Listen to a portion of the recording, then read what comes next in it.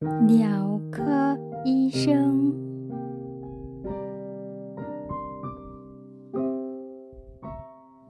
过去12年来，卡地亚·拉图夫·阿里达一直在他位于墨西哥市的公寓里照顾生病、受伤的蜂鸟或蜂鸟宝宝，直到它们恢复健康或长大成鸟。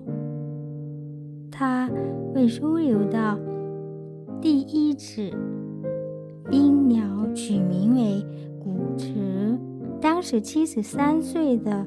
拉图夫收容这只眼睛受伤的蜂鸟，细心呵护了9个月，直到它完全康复后，才将它也放回大自然。从那时候起，拉图夫逐渐成为一名治学有成的实力派鸟科医生。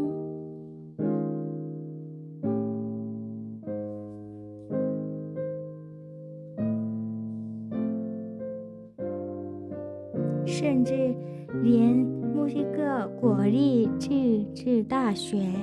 都与他展开合作，有时会将冰鸟转借给他照料。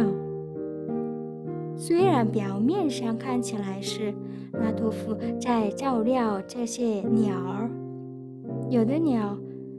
翅膀受伤或是喝了汗水导致病菌感染，但其实它们也同样帮助着他，支撑他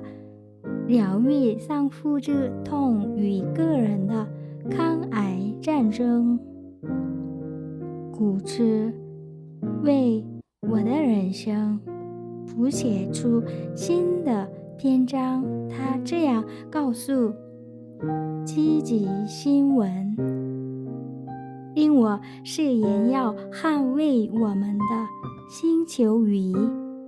人道主义。